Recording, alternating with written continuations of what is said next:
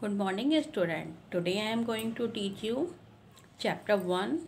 It is a poem. The name of the poem is The Golden Daffodils, and its poet is William Wordsworth. Let's start. I wander lonely as a cloud that floats on high over the hills. The poet describes.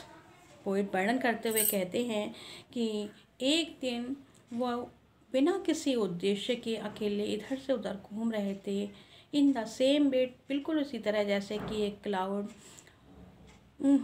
Cloud जो है वो valley और hills के ऊपर float करता है.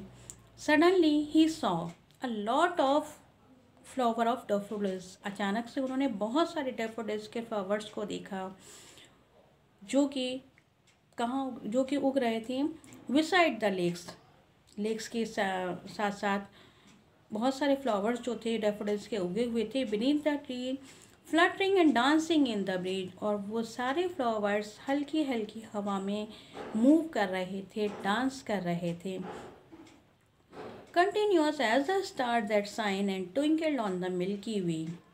और जैसे कि बहुत सारे स्टार्स मिल्की वे में ट्विंकलिंग करते हैं, शाइनिंग करते हैं, इसी तरीके से जो डैफोडिल्स के फ्लावर्स थे वो ऐसा लग रहा था कि नेवर एंडिंग लाइन में फैले हुए थे, स्ट्रेच थे and was looking very beautiful. और बहुत सुंदर दिखाई दे रहे थे.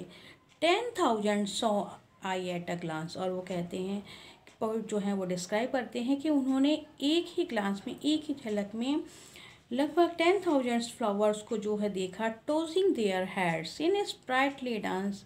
जो कि अपनी जो हेड्स थे उनको हिलाते हुए, उनको मूविंग करते हुए ऐसा लग रहा था कि खुशी से डांस कर रहे थे. In the third stanza the poet describes that the waves beside them dance. की जो वेव्स थीं, जो लहरें थीं लेकिन वो भी ग्ली मीन्स खुशी से, वो भी लहरें जो थी वो खुशी से मूव कर रही थीं. और ऐसा लग रहा था कि वो जो लहरें हैं वो भी एक तरीके से, उनका जो मूवमेंट है वो डांस की तरह लग रहा था. A poet could not what he gay. और जो पोइट है वो कहते हैं कि उस समय उन्होंने कुछ भी नहीं किया. व्हाट ही गे, बस वो आनंद लेते रहे. In such a jocund company means, इतनी जो जॉयफुल कंपनी थी, इतनी जो प्लेजर कंपनी थी फ्लावर्स की, वेव्स की, वो सिर्फ उसका आनंद ले रहे थे. I gazed and gazed, I use for the poet. और जो पोइट हैं वो लगातार उन सारी चीज़ों को देखते रहे. But little thought what wealth the show to me had brought. और उनके दिमाग में सिर्फ एक छोटी सी बात आ रही थी कि इतनी अच्छी कंपनी से, इतनी अच्छी जो एटमॉस्फेयर है वहाँ से वो अपने साथ क्या लेके जा रहे हैं. And in the last stanza William Wordsworth describe that for often means प्राय, कि प्राय जब कभी भी when on my coach I lie in backend and pensive mood.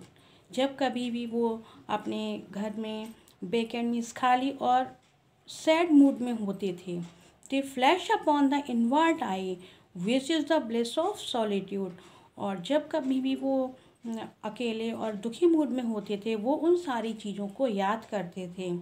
और उस अकेलेपन में ये सारी जो यादें थी, ये सारी जो चीज़ें थी, वो उन्हें एक ब्लिस, वरदान के रूप, ऐसा लगता था कि ये उनके लिए एक वरदान है.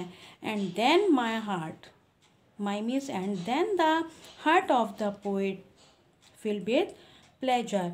और उन सारी चीज़ों को याद करके जो दुखी मूड उनका होता था वो उस समय खुशी से भर जाता था. And dance with the daffodils. और ऐसा लगता था उनका जो हृदय है वो भी डैफोडिल्स के फ्लावर्स के साथ डांस करने लगता था, खुशी महसूस करने लगता था. और इस तरीके से ये जो आपकी एक ब्यूटीफुल पोएम है द गोल्डन डैफोडिल्स, ये फिनिश होती है. Now we look the word meaning of this poem.